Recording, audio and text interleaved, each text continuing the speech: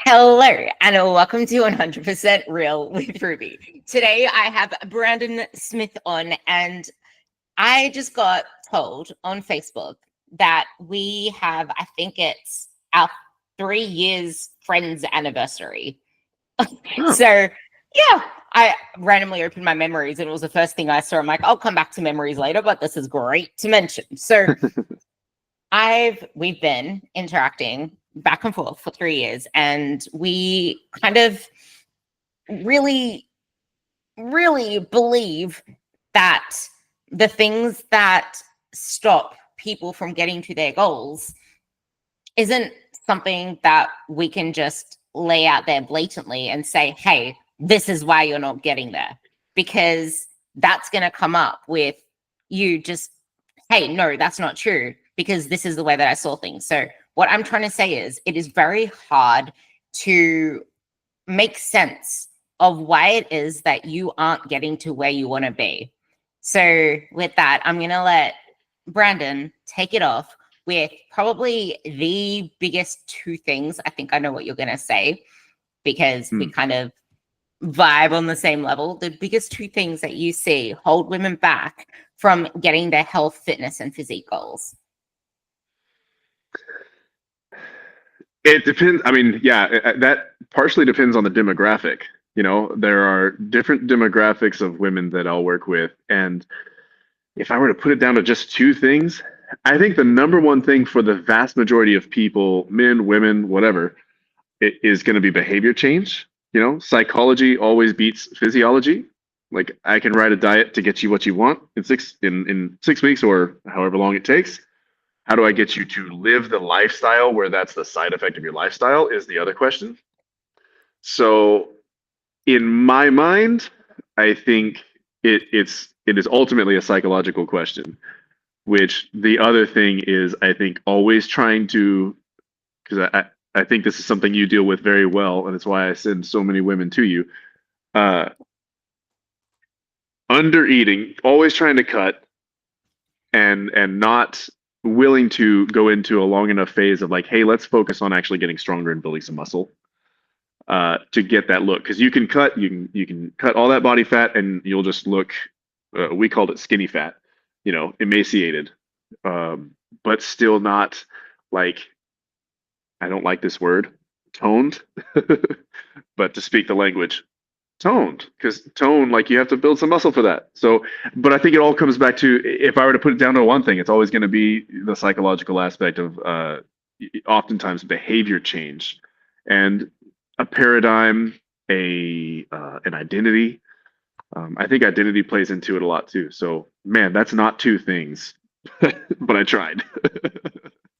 I would say that is one umbrella with the two elements, because it was like three different things mentioned there, but the behavior change and the psychological element, which I wish I remember what book it was, but the cognitive biases that we can have is what I was alluding to when I started the podcast, because we don't really understand how these things make sense for us, which is probably why you said that. I do the women that you pushed onto my page, when they comment on things when I'm talking about scale weight and eating more and carbs, and then me getting a billion questions about carbs, it's because I fundamentally believed that I was struggling enough as it is to get the scale to go down. I never wanted it to go above a certain number.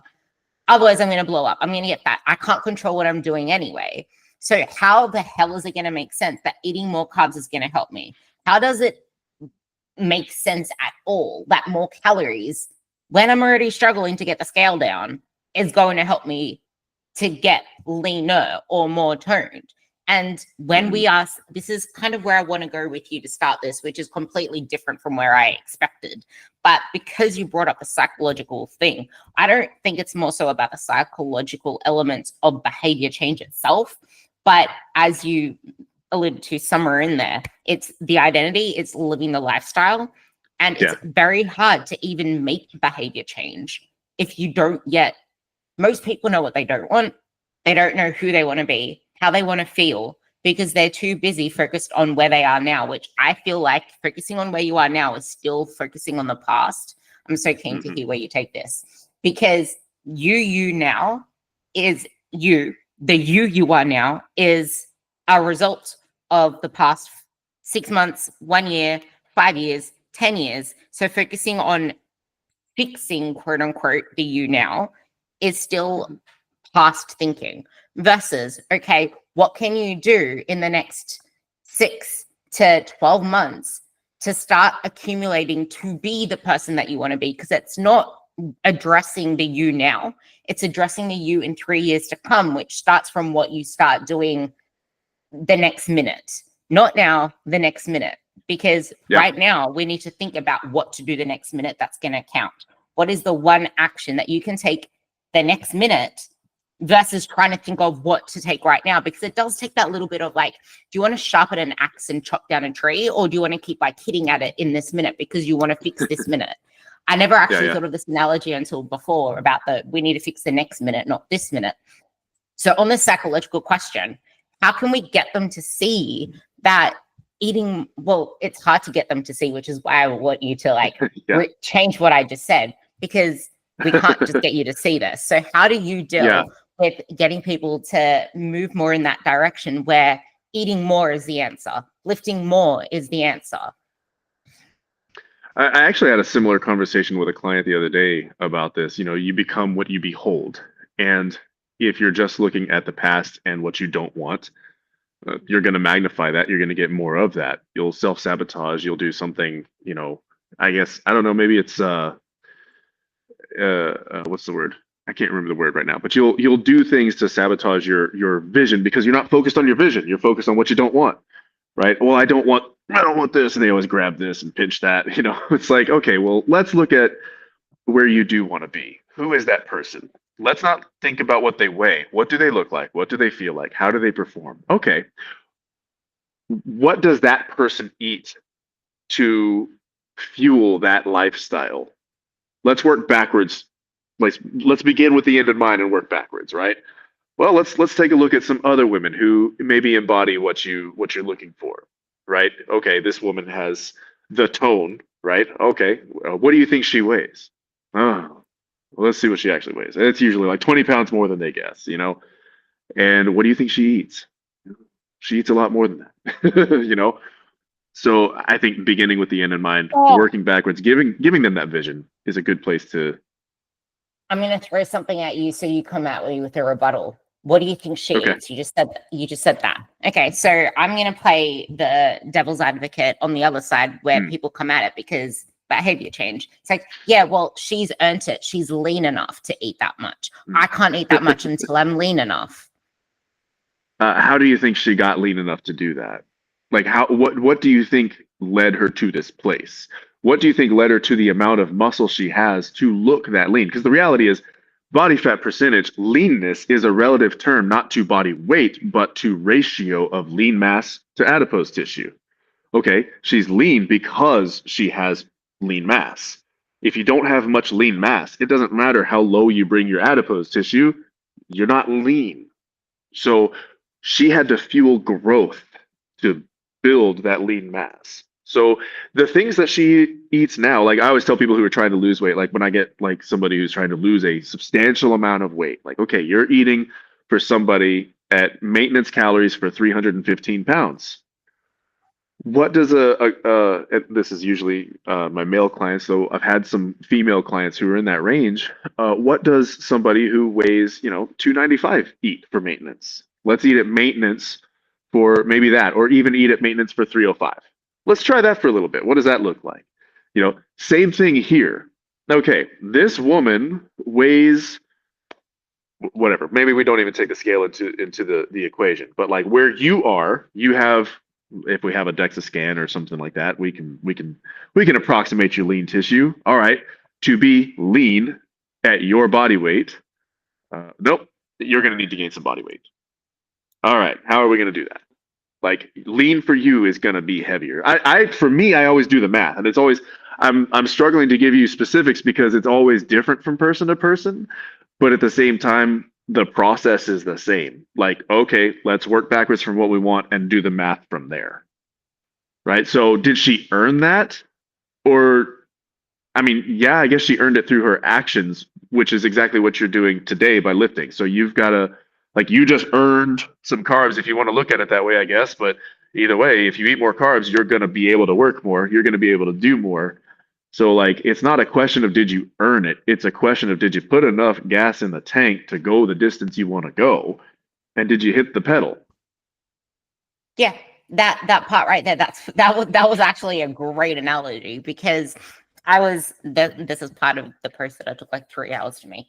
But the the thing with carbs is that if you can get really shredded and lean, eating a shit ton of carbs still, why would you want to withhold your happiness by cutting out carbs? And why is carbs the thing Yeah. that we are like bullseyeing Yeah. with the bow and arrow when it's usually fats. We'll come to fats soon in this conversation, when it's Yeah. usually fats that are doing you over, when you Yeah. probably don't even track all of your fats. Like, just because you feel like you gain when you eat more than a certain amount, that's only because the amount you're trying to hold yourself to is so unsustainable that you're not tracking every single thing that you eat. And then it's not every single day of the week, because if you can't track it accurately, or if you think it's going to blow you over, you don't want to track it. But back to your point, something that you said there, which we're just going to start this section and keep this section as psychological, and then we'll branch it out. And we'll just branch it out and keep coming back to the psychological. I think we'll do that because you mentioned there that lean for you requires you to eat more, and they probably weigh more than you. And the issue that I come across here over and over again, and I know you do as well, is that particular client that we're dealing with does not see themselves as lean enough. They don't see themselves as that person that needs to gain a little bit more, or they're the particular person. Because I get this all the time. I don't want to buy new clothes, but my clothes are feeling tight. I'm feeling big. I'm not feeling pretty. I'm not feeling toned. But toned, they don't look like that. The thing with toned is that they don't think that person has a lot of muscle mass. She doesn't look like she has a lot of muscle mass. It's like, well, that's the point, because muscle is freaking hard to build, and you're not going to become a jack bodybuilder. That is the result of trying to get bulky. However, they're not getting bulky, and they're not doing freaking Pilates either. I actually showed someone I used as an example, like you gain muscle in micrograms at a time, not even grams at a time. You gain it in such small amounts, right? And so like I took a pin, and we have some mats that we stretch and roll out on, and I said, all right, here's like a few grams of muscle, or actually I think I equated it to about an ounce or two. Like, here's an ounce of muscle. I'm gonna slide it under this mat, which represents body fat. Can you see a difference? And she was like, no, because you can't. Like, gaining muscle is not this thing where like, hey, let's take a 16-ounce steak and slap it on your shoulder. Now you've got delts. Like, it doesn't work that way. I wish it did. Believe me, I wish it did. But it really doesn't, You said something a minute ago that I wanted to piggyback off of, and I'm trying to remember what it was. But like, Clothes, yeah, they feel like puffy. the clothes was another thing I asked. Okay, do you want the body you want, or do you want to keep the clothes you have? Because the clothes you have fit the body you have. If you want to change your body, you're gonna have to change the wardrobe. Sorry. And then I do always ask, like, okay, well, where are they tighter? Because that does matter. Like, oh, they're tighter in my thighs, and how about around the waist? Well, no, they're not as tight around the waist. Cool, you're on track. Like, you're getting exactly what you asked for. Oh, it's tighter around the waist. Okay, well, let's give that a week or two and see what happens. If it continues getting tighter around the waist, yeah, maybe we make an adjustment. That word, but if continues. it's getting tighter, the word continues is really key there. I just had to put that there because it will get tighter around the waist when all you're used to is under eating and not fueling enough. Yeah, there's always going to be an initial, especially if you're trying to gain muscle. I think this is the hardest part when I'm working with women who are like, you don't need to get leaner. Like, you don't need to lose body fat. What you're after, like the look that you told me you're after, and the pictures you've shown me for reference are like, they have the same amount of body fat as you, but they have a lot more muscle. So you're going to have to be okay with being a little bloated sometimes. You're going to have to be okay with retaining a little more water. Like, not a ton, but you're not going to have as many of those, like, I woke up and I felt skinny today. Like, no, those days you need to put those on the back burner. Like we can have them later, but you need to put them on the back burner. Like muscle gain is the hard game, and it's hard because it's so uncomfortable. It's fat loss is so easy. It's so easy by comparison. Like we can drop some weight and like yeah, you're uncomfortable and you're hungry, but like that's easy. Here you're uncomfortable because you feel like you're getting fatter every day. But the reality is if we're doing this right, the amount of fat that you'll actually gain is minuscule, you know. Maybe you gain some, like you can't avoid gaining a little bit, but you're not going to get gargantuan. You're not going to be obese. You're not going to bulk, you know. You're going to hold a little more water. You might feel a little bit puffier sometimes, you know. But if you're okay with doing that for a long period of time, you know, let's go for 10 months, do a mini cut, do another 10 months or however long it takes you, like it's going to take a longer time. We can do a little mini cut when it gets, you know, like I like to track body fat percentages and just kind of, I'll usually eyeball just like, it's time to Ah, resensitize you. that part. Sorry, eyeball.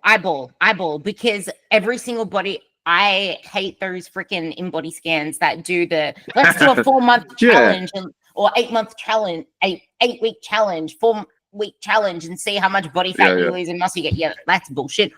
Body fat is eyeballed because you want a look, not a freaking data sheet that tells you you're this percent body fat. But then it's just ridiculous. And there's so much involved in that just because that part is so important. And I just wanted to quickly hop on one more thing that you said, the 10 months and mini cut, 10 months and mini cut, you can keep doing that and dieting for every summer. And that's the point. You're going to look good for every summer. But then as soon as you hit perimenopause, you're going to lose everything that you have. And you're going to wonder why you look softer, why you don't look lean after you spent 20 years of your life not built, like trying to lift weights.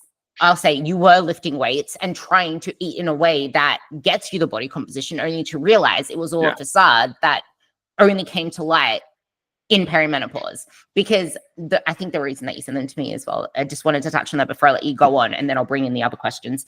But you just mentioned do it for a long period of time. The only reason that my body is lean-ish, I would be leaner if I didn't lose muscle over freaking I would be leaner if I didn't lose the muscle that I lost over lockdowns, because I didn't train for like 4 weeks, and that was significant enough for me to lose muscle because a few weeks prior to that, I was hardly training because I tore my hamstring when I was doing my half marathon. And I was still doing a little bit of I was trying to rehab my hamstring for the next 16 months. Once I got back in the gym, I wasn't squatting heavy. I wasn't deadlifting heavy. I was lucky to maintain my leg muscle with the amount of pain I was having through my hamstring. Like I couldn't even walk. So if I still kept that muscle, I would be leaner. And that's the point. Just because you said that, because I did 3 years of eating in my surplus calories, which then became my maintenance. Like it was a surplus to start with, and I only increased it twice. And then just it was maintenance for the body you wanted, right? Which is a surplus for the body you have. But for the body you want, it's maintenance. Then. That's the thing. I didn't want that body then because I gained weight. But that's the point. It gave me the body I wanted over time because I stopped focusing on becoming my smallest, because I realized how much life I gained, how much strength I gained, and I loved being in the gym. Keep going. Yeah. You know, I've never looked at somebody on the beach and thought, man, they look fantastic. What do they weigh? That doesn't make any sense. Outside of like a fun game, like, oh, that dude's huge. I bet he weighs whatever. But no, you never look at somebody, you're like, man, they're very attractive. What's their body fat percentage? Like, no, that's not a thing you ask your date. You know, like that's not what numbers are not what draw the eye. Numbers are a thing that you can use to measure some stuff, I guess, but like that's not what we're after. We're after that, like, I walk in the room and heads turn. Okay, that has nothing to do with my in body, because I can manipulate that in body to give me plus or minus 5% body fat in 2 days. You know, just depending on how much salt and water and carbs I manipulate for that time. I've cut weight for a powerlifting meet, dropped to 205, and that afternoon I'm 216. You know, like who cares about these numbers? Except that's the thing. Like I always tell my clients, like, hey, I'm going to track these. They're for me, but they're one variable in a much larger equation. And because you're not looking at the whole equation, I'd rather not share this number with you because you can't see the end of the equation. You only see this variable. This variable does not tell us anything by itself. You're looking at a picture from here. You can't see I actually said this to someone earlier. You can't see the context. All you're looking at is these 3 pixels, and they look like 3 pixels that don't make any sense out of context. When you pull back and you can see the whole picture, which you as a client cannot do, you can't be objective. You need a third party who is far enough back from the picture that they can see the whole thing to see where you're going, to see your trajectory. You know, you can't look at it. I tell them you can't look day to day. You have to look really like I like 3-week chunks like of time. And I tell everyone you don't have a measurement until you have an average of 3 measurements.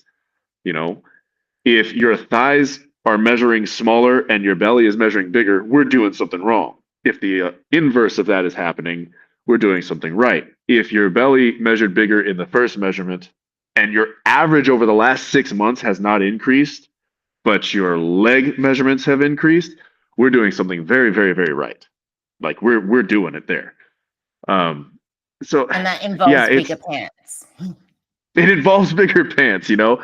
I think the struggle is truly adopting the new identity. When I decided to go up a weight class, it was a little bit of a mind game for me because like here's my protein. Oh no, my protein needs are higher. My carb needs are higher. Like I'm eating more. I've had this. I don't think this is exclusive to women. Like this is just a human issue. Like I even had this issue. Like that's too much. And I was nope. That's maintenance for the body I'm after. And now it is. It's maintenance for the body I have. So like it's more. And you know, on the inside, little fat Brandon is like, yeah, I get to eat more. You know, but otherwise, he's also scared. You know, so like I get it, but if you just understand that if you want different, you got to do different, and then trust your coach or trust somebody who is where you want to be or has taken other people from where you are to where you want to be. If you do that, like you're gonna be fine. You just gotta kind of trust that process, which I know that's cliche to say, but it's true. Like trust the process. When you say the process there, that just added something else because the next chunk that I'm going to throw at you is a chunk of different things that are all kind of tied together. But what you just said ties back to the start of the convo where I said we need to stop thinking of the body you have now and we need to stop addressing where we are now. We need to start thinking of the body that you want. But there is the process in between and you can't skip the process. You can't try to get over that. And then you just said fat loss is much easier than building muscle. And this is the hard part because building muscle ends up being the hardest part for most people because no one's ever been taught. And this is now, maybe you can help me with this on WhatsApp after, but I'm gonna now lay it out here in clear voicing what I am all about with my coaching. And that's the fact that everyone has been taught how to do every little variable for fat loss. You track your measurements, you track your body weight, you track your photos week to week. You focus on, I had a call with a lead while I remember this because we were like, she's lean as fuck and she's in her 50s. Like she's lean. And she's just like, there's people there that have more body fat that are wearing like crop tops like you. And I'm always wearing like the midriffs that cover my stomach because I don't like how my stomach is. And she's freaking lean. And I'm like, how long has your belly been an issue? How long has this been something that you're focused on? Okay, so obviously focusing on those metrics haven't actually helped you feel any more confident in your body, even though you look lean to me right now. And this is the issue you're not focused on. You don't know how to measure progress. You don't know where to even focus for physique change. And it's hard. It's like you can't even buy into it. It's like even if you knew where to focus, it's so foreign that you mentioned this. How did you say it? You said it somewhere. You feel like you're going to get fatter every day because I wanted to come back to that point with you.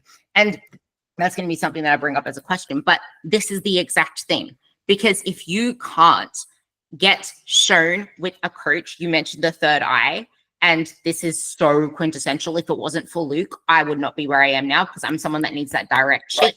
And I love giving the direct shit, but it depends on that type of client. Obviously, we respond that way, but so many people aren't willing to accept that up front. But the thing is that you need I think to we're the accept. weird ones there. Yeah, it's you need to be the weird one, because something else that you said, lean for you, is going to be bigger, it's going to be heavier. And most people, this will come into the questions that I ask you. I just feel like it's quintessential to this part of my coaching. And then I need to find a way to make this message palatable to people, because when you start to understand what actually builds a physique, it's not eating more calories, eating more carbs, and training your butt off.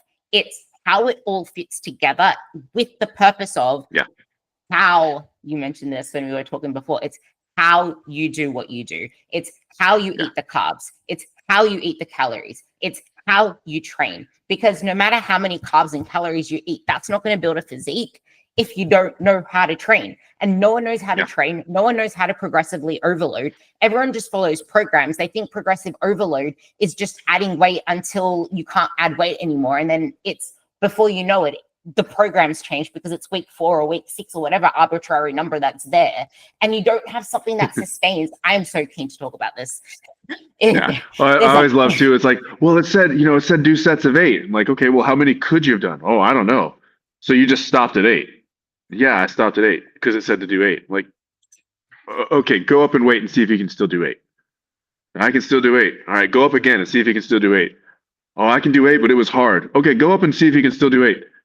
I got 8, but it was really hard. I'm like, okay, good. That was your first set. Good job. You are done warming up. You figured out where to start, right? And that's a rough example, but yeah, like progressive overload. That's why I think I said it. I don't know if we were recording, but I said we use fractional plates in here because like you can go from 45 pounds, empty bar, to 46. We're going up enough that we're going up, but not so much you're going to notice. That's progressive overload. It's not like you need to do weight you can't do. I had one client who genuinely thought progressive overload meant use a weight you can't handle. Like, well, my max is 100, so for a set of 8, I should do 105. Like, no, that's not progressive overload at all. Progressive overload is, here's what you did last week. Let's go up the smallest effective dose from there, right? 2 Tylenol works. That doesn't mean take the whole bottle. You just gave me a content idea. That's fucking awesome. Well, I already had this as an idea, but you just tied it all together. But this is a thing, and this ties back to what I am trying to get across here, that Brandon, like I mentioned at the very start of this podcast, Brandon and I, like, we reverberate, whatever the word is, I don't care. But we are on the same level with this stuff, where instead of obsessing over buying the next best menopausal protocol or hormonal balancing detox vegan keto tea, put your money into the things that actually build a physique. Fractional plates, straps, get 10 pairs of them because everyone seems to forget them. Get yourself even some liquid chalk if you don't want to use real chalk. Like, put the money into the thing that actually builds your physique, and that is what happens in the gym. And the thing that changes everything is, once you switch to that mindset of how can I get my best performance, your relationship with food will drastically increase. You might still have those emotional eating tendencies, but the thing is, you're starting to see it in a different way, which takes away that restriction mindset. And once the restriction mindset, the skinny mindset, is off of you, all of a sudden, go. No, that. Like that, the restriction mindset, the scarcity mindset, which is part of what drives a lot of the emotional eating, is like, well, I can't have this. I shouldn't have this. I'm not supposed to have this. This is a bad food. I'm not allowed to have this. So I'm gonna have a bite and then whatever. I'm gonna go ahead and keep eating because I might as well. Like, it becomes this all or nothing mindset. But that scarcity mindset drives you for more. Like, that's getting out of that scarcity mindset is enormously important, because that's what I think sets so many people back. Like, if they are actually on a fat loss journey, like if they are overweight and need to come down, they get into the scarcity mindset. Like, that's what's going to drive those binges. So I always like that. That's a huge that's a huge thing in food, in training, in business, in everything, you know. So yeah, sorry, I didn't mean to tangent, but No, that will come later for that question because I'm going through my list. That is absolutely perfect because it's huge in the way that we just start to view our lifestyle, because then we start to view it as, okay, let's factor a lifestyle in around movement. It doesn't become something that, if you have not read, this was when I was very big on, well, I was very good at focusing on YouTube videos and actually watching them all the way through and not getting distracted 30 seconds in. But Gap and the Gain, the book, you need to get it. You need to read it twice over because too many of you are focused on what you have to lose or the gap kind of things instead of the gain. And this is probably going to come back to, I just told people just then what their issue is, but they're not going to see it that way because that's what we just spoke about before. So how can you put that across in a more palatable way where people see what they have to gain? I think that's where like the kind of motivational interviewing approach and just being a good listener comes in first. Is like, you know, nobody cares how much you know until they know how much you care. And like that, yeah, it's a cliche. It's a very, very true cliche. So like I try to approach it that way. I do still fail at this sometimes because I tend to be very opinionated and I want to fix things. But the process for the mental game is the exact same as the physical. It's progressive overload, but psychologically. So, like, okay, they are not ready for this concept yet. Let me start them. Let me just make sure they're comfortable being here in the gym in the first place. Like, go pick something and do it. And I don't care if it's hard. Like, just get comfortable. Like, get to the point that you look forward to coming to the gym. That's goal number one. All right, cool. Let's start branching out a little bit more from there. So I think that is an equally slow process. When I'm working with a client who's really struggling with that mindset, that shift is like it really is a slow, months long process of shifting that perspective. Yeah, Does that make and sense?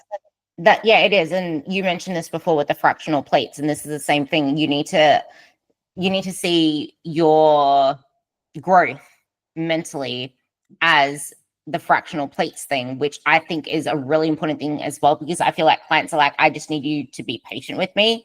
But it's more like you need to be patient with yourself. I think the biggest thing Yeah. is that people aren't patient enough with the process.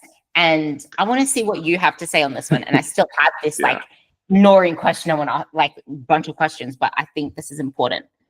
When clients are paying for coaching or paying for something, they feel like they need to start making progress immediately, or they need to see progress for it. Or if they can't juggle all the things, which I know we had this conversation with clients before when we were chatting, but if they feel like they can't master all the variables or they're not in a position to give their best efforts, then they're just wasting time coaching or they're wasting our time. But we know that it's the very opposite. It's like, if Yeah. everything was going right, then why are you here? Yeah. I often remind them it's like I don't work up motivation to brush my teeth. I don't work up motivation to wash my hands after I use the restroom. I just do it. It's part of it. So like if you can fall in love with the process of this, you'll have the outcomes. The workouts where you don't feel like coming to the gym are the most important workouts because they're the workouts that maintain everything that you've built when you would otherwise be losing it because you didn't go to the gym. So you didn't get that stimulus. Therefore, you didn't get a response. So you started to get a detraining effect, right? Like going to the gym when you don't feel like it, just making the goal like pull into the parking lot, walk in the door, go start your warm up process. You know, we have a pretty gradual warm up process here to help people shift into the mindset, but like start and don't think about it. Like just go and do the thing, you know, and that's the key difference, at least in my experience with people who are extremely successful and those who are not, is the people who learn to fall in love with the process are the ones who go the farthest. And I've got some people in here who, when they first started with me, the whole reason that they started here is they hate the gym.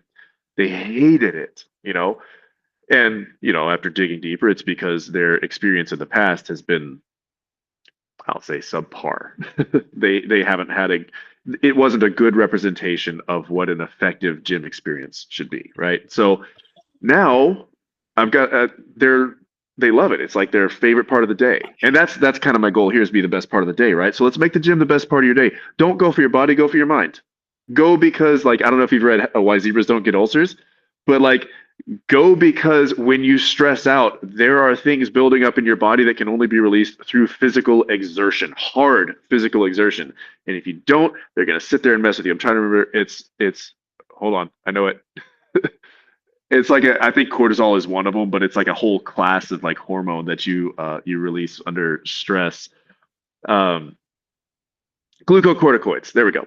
Uh, and so, like, the only way you're gonna bleed the stress off is through physical activity, you know. And so, like, just go to feel better. Like, don't worry about the rest. And if you're making it a habit, then you'll get the outcomes. But if you focus on in the moment, being here right now, being present, you know, quit tomorrow. Quit tomorrow. I'll quit tomorrow. Yeah, everyone says I'll start tomorrow. I'll quit tomorrow. But today, I'm gonna go ahead and go. I You love know, that. and that's like that one was really helpful for a few people who like really struggled. It's like, yeah, you can quit, just quit tomorrow, but today go ahead and finish it out.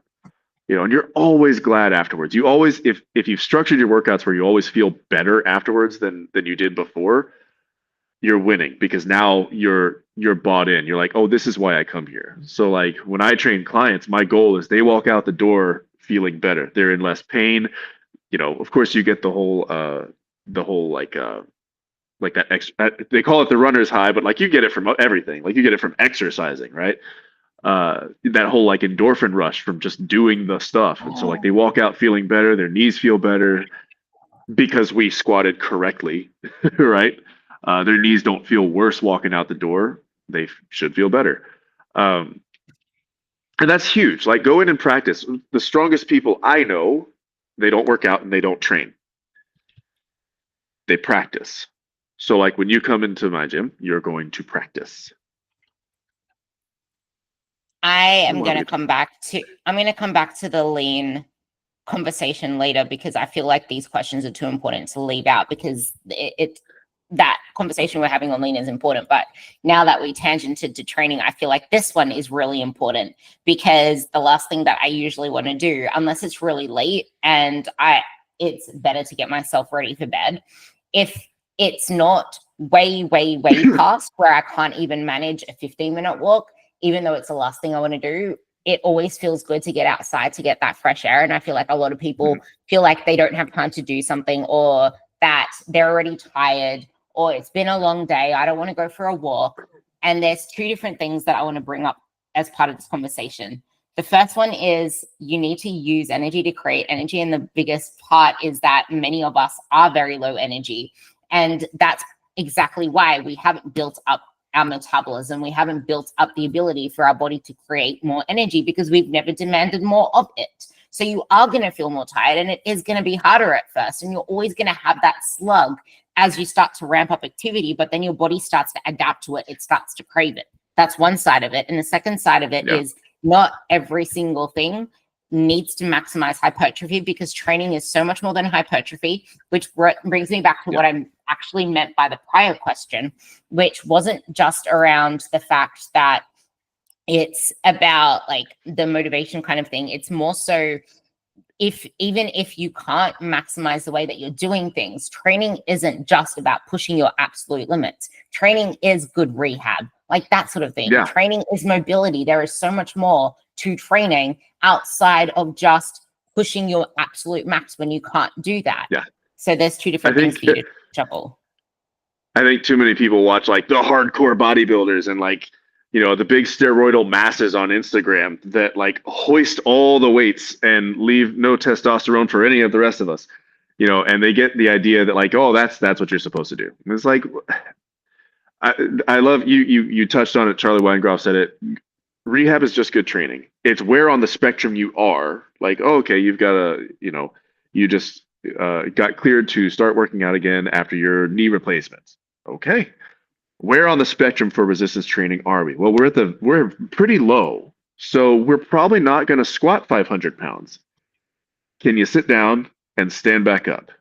If you can do that without pain, let's start there. if you have pain doing that, let's unload that a little bit further and do a version of this movement that is pain free for you. And let's practice, right? And so, like starting on that spectrum where you are, and then just moving a little bit more. But you hit it earlier, the energy. Oh yeah, the low energy thing. When I was a kid, I would always tell my mom, like she'd ask me to do some cleaning around the house, and I would tell her like, I'm tired, mom, I don't want to. And she would tell me, you got to use energy to make energy, which of course was like her way of just trying to get her kid to do things. But at the same time, it's also extremely true. Like more often than not, when I'm coming to the gym for my own training, I'm not in the mood to train. I'm doing it because that's who I am. I'm doing that because it's my identity. I am the person who shows up when I say I'm going to show up. And I said I'm going to show up, this many times per week. So I show up, and I know that at the end of it, I'll feel better. I trust the training not to hurt me. I trust the training to make me better. So why would I continue to feel the way I feel, low energy, and maybe I'm achy today? Why would I choose that when I know that if I just show up, I'm gonna have more energy and feel better? Today was one of those days. Like I didn't want to work out, and it was a leg day. So it's like I really didn't want to work out. My history, my personal history was all the injuries, all the pain. Like I grew up, I had back injuries starting at like 16, 17 years old. And they got bad enough that I couldn't use the restroom by myself for a time. I lost the vast majority of the use of my right leg for a while. I had wrote this is before I obviously did this for a living. This was when I was a dumb kid. Multiple rotator cuff tears. I had it, and I had just knee pain, like kind of idiopathic knee pain. Like everything just hurt my knees all the time. And so I, when I did start doing this and found good mentors who taught me how to make my joints feel better and how to work around my own limitations, like those limitations kind of went away over time because what they really were is misestimation of where I was on the spectrum. Sorry, go ahead. No, no, no. That part right there, I need to stop you there because that just tied back to something else that you said, and this part is too important for you not to talk on more.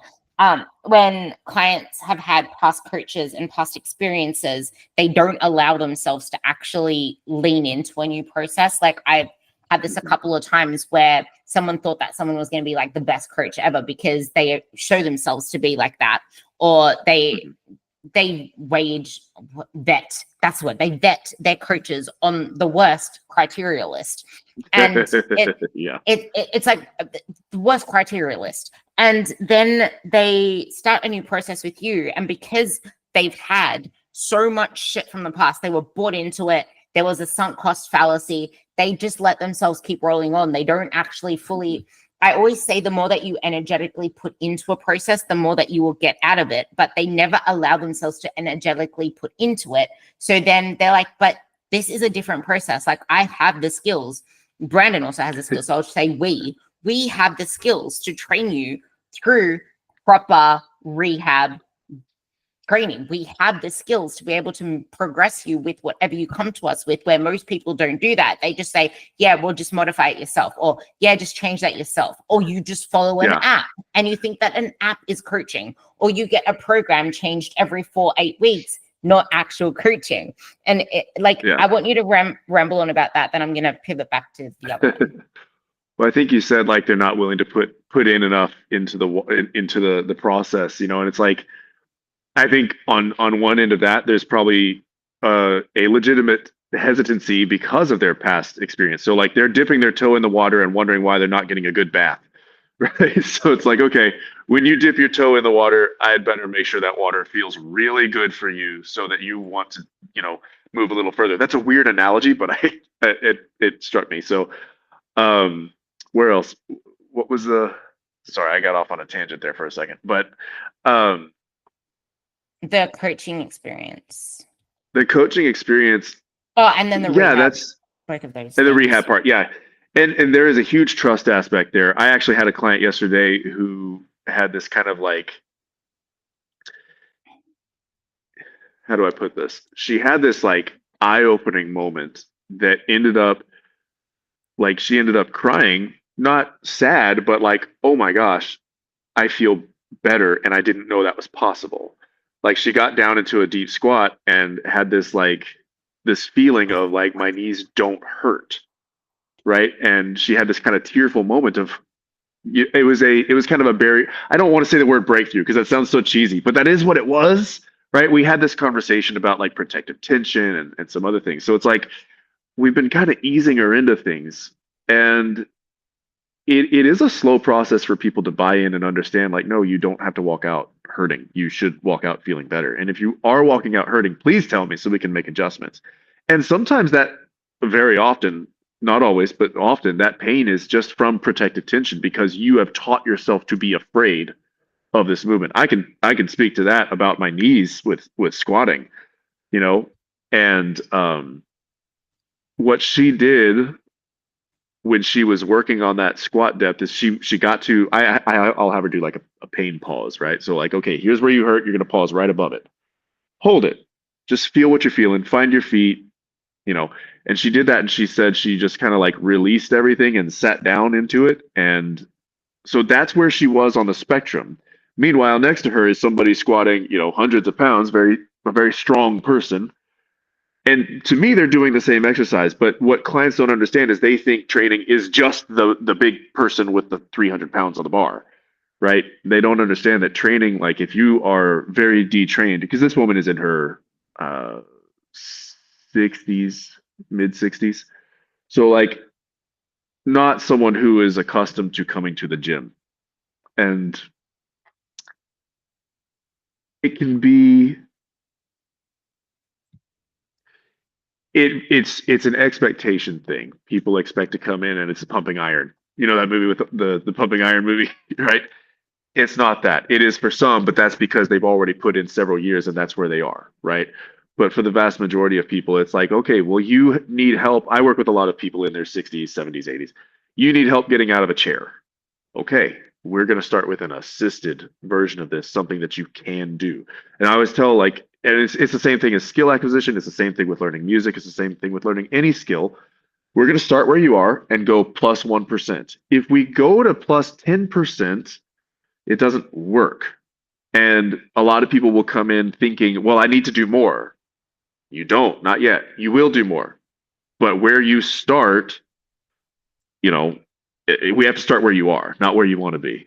Right? We have to start where you are, not where I think you should be, not where anyone thinks you should be. We start where you are, and then we go up 1% at a time from there. I think the hardest part isn't actually the hardest part with all of that isn't actually the starting at that place. It's allowing yourself, like people, oh, I hate like the this beginner's because mindset. yeah, no, well, it's a resistance to the beginner's mindset. It's you don't Yeah. want to work on things that you suck at, that you're not good at. It's like as soon as you Yeah. find something too hard or you find something difficult. I had a client who I asked her the question before I said yes, like would say yes to it, and I ended up never saying yes to it. She's like, "Can you take single leg press out? I don't like it." I'm like, "No, why?" Like, well, I didn't say no. I'm like, "Why would you want single leg press out? Why don't you like it?" She's like, Yeah. "Because I find it too hard. I struggle with it. I can barely do the plate." And I'm like, "Okay, so because you can only do the plate, you don't want to work on it." She's like, "Well, there's something wrong with me doing it because I can do so many plates with double leg, but with a single leg press, it's literally, I don't have anything on there except the plate and it's still really hard." I'm like, well, you're not going to get better at it or stronger at it if you avoid it. Yeah. And that's the same with everything That's else. It's like the single leg press is that hard. Like I can do 230 kilos of plates on my leg press. That's like let's just say 500 pounds. With a single leg, I only have one plate. That's from yeah. 11, almost 11 plates to one plate. Like that is what the single leg press is for. That's the game we're trying to do is like the game we're trying to play is like I can't make you stronger if I can't expose your weaknesses. Like the things that make you the strongest are the things that expose those weaknesses. Like we talk about hypertrophy in here. It's like the goal is to make the exercise harder without needing to add a ton of weight. through our technique. So like we're going to put you in this position so that there's more stress on the muscle specifically with less weight, and then we can start piling the weights on. But don't come in here thinking you're going to squat 5 plates. Oh, I did it in high school. Like, yeah, you did something in high school, but that wasn't a squat. Let's teach you how to squat correctly. Oh man, I can't even do, I'm thinking about some of my ex powerlifters, I can't even do 135. Like, no, you're struggling with body weight. Like that's good. That means we found the exercise that's going to have a huge impact for you. Because if it were really, really easy, you wouldn't really need me. Right? If you could already do all this stuff, you wouldn't be here. Like you said earlier, like we want to expose weaknesses, not avoid them. Because if we avoid them, then they remain. Can we now relate that?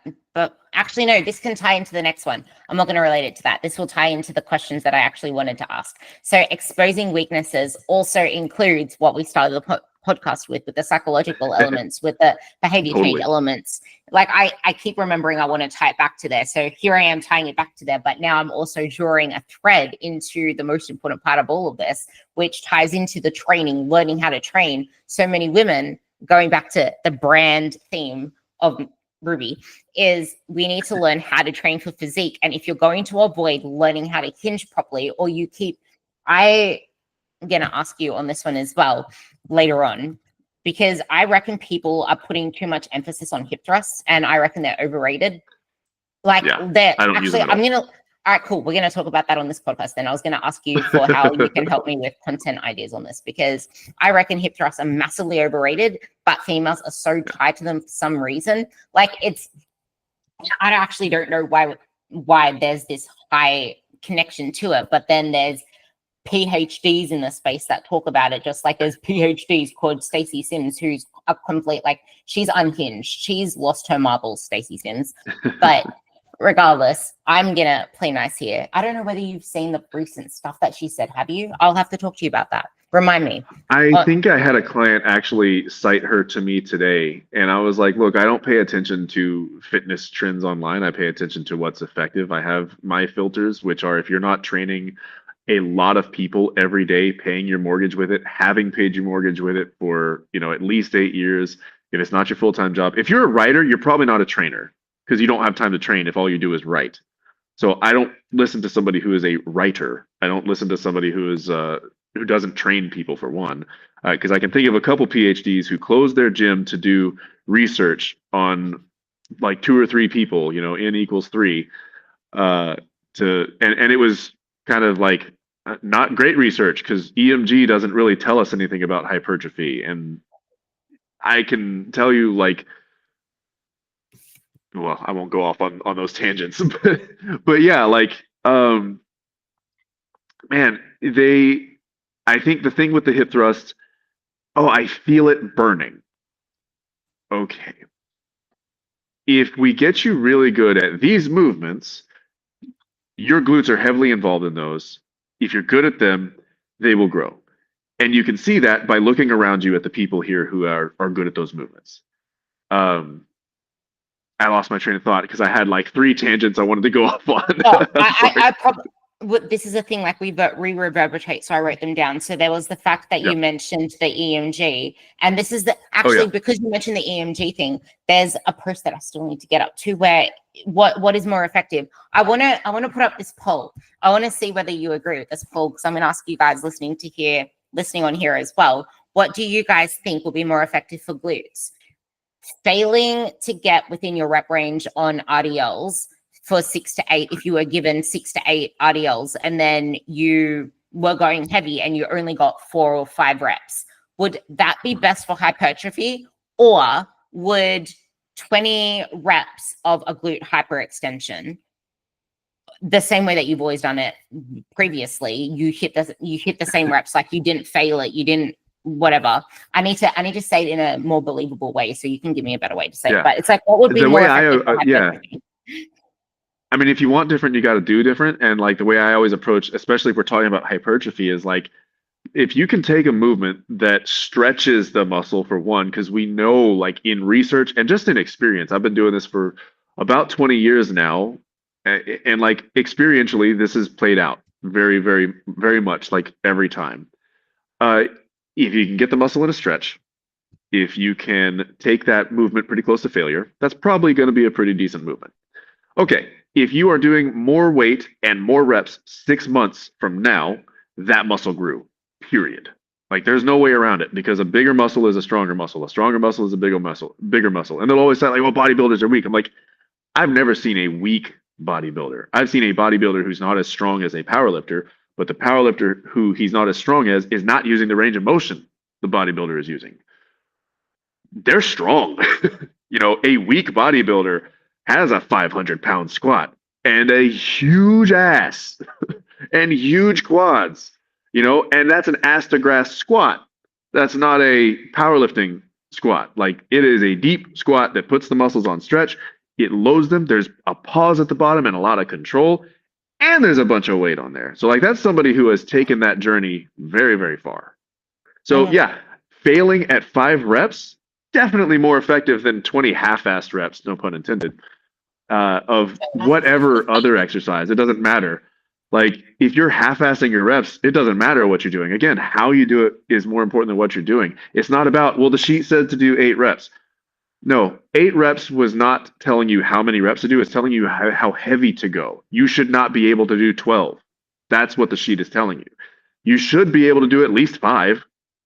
I'd like to see 8. So pick a good weight where you can eke out 8 good reps, not 6 3/4 and not 18, but you stopped at 8. Like pick a weight for that, Yeah, and this is the biggest response. thing. I'm yet to get this visual up. So I'm hoping you guys can understand this part. I reckon people are trying to glutify things so much that they're actually not growing their glutes. It's hip thrust this, it's glutify this step up, glutify the leg press, glutify your Bulgarian split squats. What I want to talk about, I still haven't got back to that lean body question, and I forgot what Can I just say, we don't do any direct glute work in here, but everybody in here grows their glutes without trying to. This is the thing, like, look at powerlifters. I had my best glutes when I was a powerlifter. And do you want to know what I was doing? Like, this was when I was in my 20s. I was able to recover. I never did a single hip thrust. I did some glute hyperextensions, and they are way more effective than hip thrusts anyway.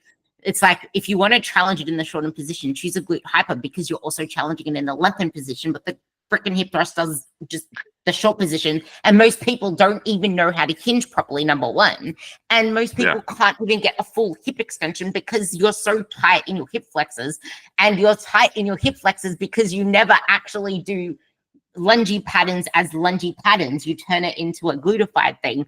Like, you need to, this is what I want you, I just made this connection.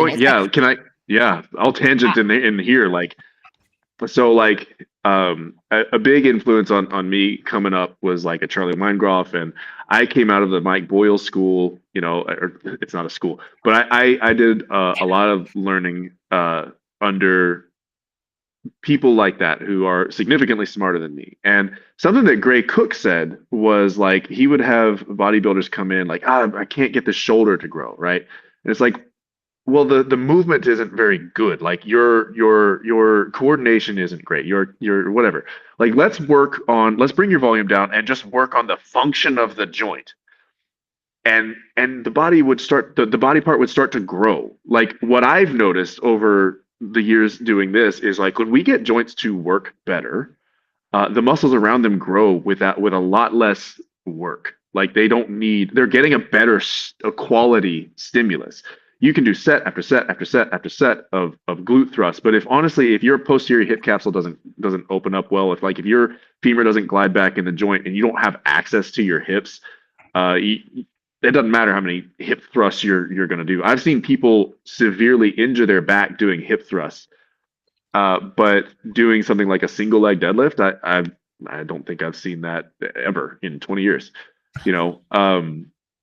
But I have seen that people who get very good at that movement build a lot of glute, right? Because you have to have a good high quality movement. So like if you think about like the rotator cuff, yeah, it rotates. It also prevents rotation. It stabilizes the joint while you're doing other things. So if you've got a healthy rotator cuff, if you've got good control over your internal external rotation, if you've got good shoulder flexion, extension, horizontal abduction, if you have control and a lot of range of motion there, it's really easy to build muscle around that joint, and you don't need nearly as many sets because you're getting such a high quality stimulus with each rep that it doesn't require you to do set after set after set after set of wasted time and effort, and now you're just tired and nothing's growing. So like there are little tweaks to be made, and I think a lot of people, everybody for sure, like that lines up with my experience, needs to learn how to hinge.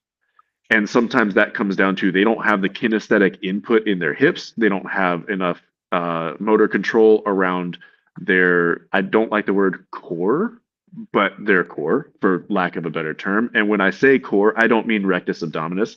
I mean everything from your pelvic floor to your transverse abdominis to your diaphragm to your obliques to, yeah, your rectus abdominis to your spinal erectors and even to your lats. Like all of this is core. Your lats are the main core. They're huge. Like, so okay, let's build some kinesthetic awareness around these muscles. And there are different drills we'll do. But like, I think if you can get a joint to work really, really well, then it's really, really easy to get the muscles that act on that joint to grow. I was actually working with someone about that recently who asked me specifically, "Hey, if you were to, I want to grow glutes. Can you help me?" I was like, "Yeah." I gave her 2 exercises and I told her, make sure you do them this way only, and she started doing them. And she came back like the next day and she was like, I have never been more sore in my ass in my entire life. It's like, I gave you how many exercises? How many sets did you do yesterday? I did 2 work sets yesterday. Okay, we're on the right track, right? So like, yeah, just coming back to the idea of like you mentioned like the hip flexors and stuff, and it's like, yeah, people, and this is where you really need that third person perspective, somebody who's watching you, because they can tell you like you're not getting deep enough. Here's where I'm seeing. Here's a drill that can help you improve the execution of that movement. It's why I come back to like I don't train, I practice. Let's practice the quality of your movement and slowly increase the load while you're practicing, but not to the degree that you can't control it. So like when we say you've hit failure, we use technical failure. If you can no longer perform a pretty rep, you're beyond failure already. Like you got the weight up, but it was ugly. You hit failure a few reps ago, right? So like it's a skill. I always think of it as a skill first. And if we can teach you the skill and you can really, if you put in the effort to master the skill, you're gonna get it. But if you just go in and like, I need to be tired, I need to sweat, I can make you tired. I've got a dog out back that's really angry. I can make you tired. He'll chase you around all day. I can make you sore. I've got a baseball bat in my trunk. I can make you really sore. But to make you better is a completely different game. There are going to be days that you don't feel very like, oh, that wasn't much at all. And there are going to be days where you felt like that was a whole lot, because that's what a properly periodized program looks like. You know, Going back to proper progressive overload. Yeah. Being tired is sometimes a side effect, but progress is not measured in how tired you are. Progress is measured in outcomes, and outcomes take time to measure, but we should see a trend. Each month, we should see some upward trending. Like something should be better. You should be doing more reps. You should be doing more weight. You should be getting deeper in that squat. You should be doing this better and better. And yeah, you should see that. Like if you're doing the same thing that you were doing last year and you're doing it the same way with the same weight and doing the same volume, why would you expect it to be different? You're doing maintenance. And like this is the same thing as well. Like you need to understand what progress in reality looks like, and that's not going to be a week-to-week basis. Like it's going to take time, and the more advanced you are, the slower it's going to be. Like I've been doing 110 on my RDLs for a very, very long time, and here's the thing as well: your progress may actually start to go backwards if you're under recovering and doing too much of the wrong work, which is going to come onto the next rant.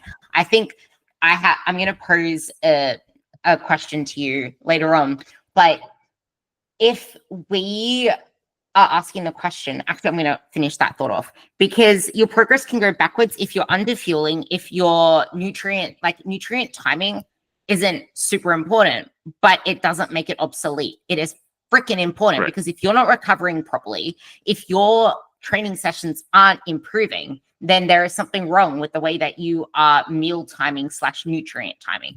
Also, are you eating enough food in general? Because some people put so much focus on what they eat before and after they work out, but they don't actually care about the rest of the day. No wonder you're underfueled. No wonder you're not actually progressing and getting stronger, which something that my coach said to me is, I want you to feel like you're actually progressing. So we need to make sure that you're eating enough to get stronger and put you into a slight surplus. So that's the thing as well. 100%. Like, if you want to push your strength enough, fuel builds strength. Like, yes, you can do it in maintenance depending on where you're at, but sometimes you do need to vagabond a little bit more into the aggressive maintenance. I used to play that song on piano. I need a piano. Can you like send me your piano from over there? Anyway, you need to vagabond into the aggressive maintenance slight surplus. Like, call it. People talk about aggressive fat loss all the time. Why aren't we talking about aggressive maintenance? Why aren't we talking about going harder into a slight surplus? Everyone is so fixated on what's the best way to do an aggressive diet, the best way to mini cut. Well, okay, how about actually building? Like, I can't say mini build because there's no such thing, but that tied around to was again, because if you're that's it. There was a post that triggered me. It's like, this is the best way that you can train your glutes 3 to 4 times a week. Why would you want to figure out how you can grow your glutes 3 to 4 times? Train them 3 to 4 times a week. Why don't you just tell me how to grow them instead?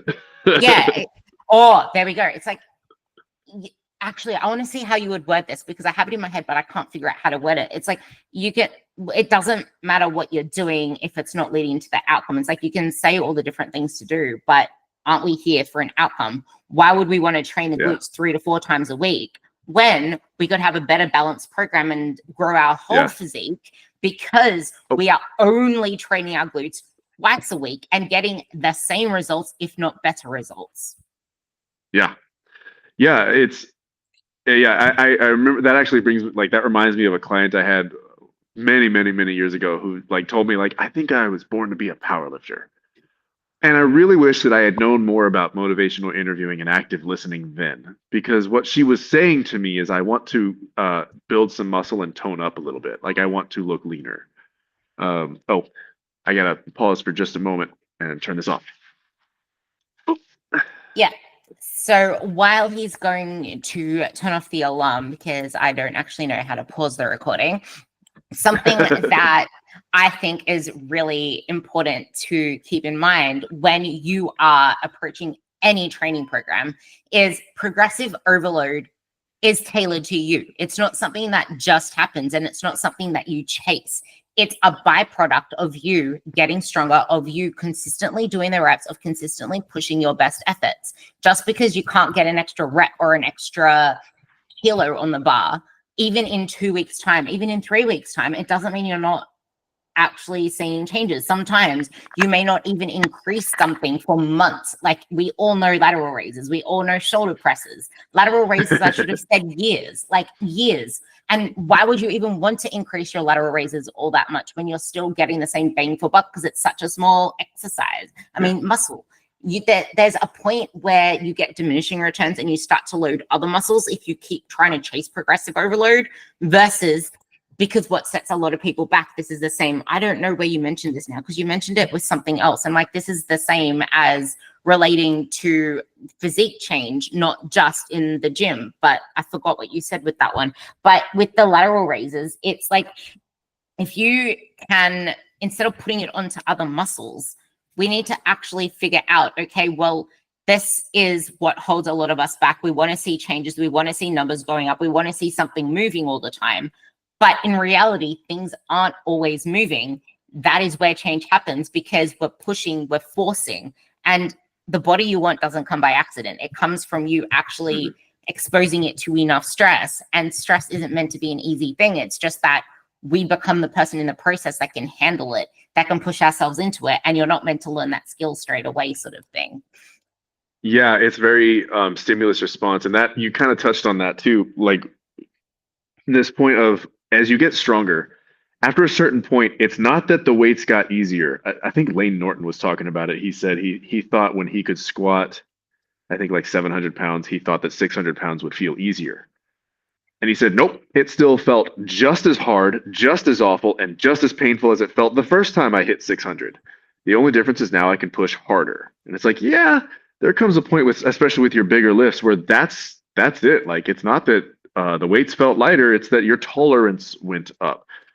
Everything. This whole game is stimulus response. So if you're just throwing weight around and arbitrarily making numbers go up, but you're not paying attention to how you're doing things, then you're not getting a good stimulus for growth. We're in the gym to stimulate muscle growth. Okay, that means we need to use a specific tool. Like, you're always thinking, or I'm when I'm working on programming, when I'm working with a client, it's always like, okay, what is the desired outcome? What is the specific adaptation you're seeking? Okay, great. So here's the adaptation you're seeking. Here is the list of stimuli here is the best stimuli for that adaptation. Okay, now we can go on to like progression and exercise selection, because these are going to be the best tools to provide that specific stimuli, right? And for muscle growth, like, okay, specific stimuli. We know mechanical tension, which under a stretch is better. It's not necessarily like you don't necessarily have to have a stretch, but it definitely works better if you do. So why would we not? Okay, so we know we need the stretch. We know we need to be pretty close to technical failure. We know that we need to see progressive overload. And like, if you nail progressive overload and ignore the other two, you're still going to see some growth. Period. Especially if your execution is clean. And I should have said this earlier, if you're doing the same movement with more weight, more reps, and better technique than you started with, better technique, you've definitely grown those muscles that you're looking for. And when we say grow, again, I don't mean you slapped a 16-ounce steak on it. What I mean is you grew some ounces of muscle that give you a little bit more tone and detail, right? And so now you have a different shape. What I've found, especially like or a good way to look at it, especially with women, like when you build muscle, it doesn't make them bigger. It gives them a different shape. And that's really what they're looking for. So like, maybe I need to do a better job communicating to them, like, yeah, building muscle means building shape, not building size. And sometimes I don't really play the game. Like, I don't play the game of like trying to convince them you need to build muscle. I just say, yes, this will tone you. And they trust me, so they do the thing. And like, in my mind, I know like, okay, well, this is going to build some muscle. We're going to train like we're trying to get as big as we can.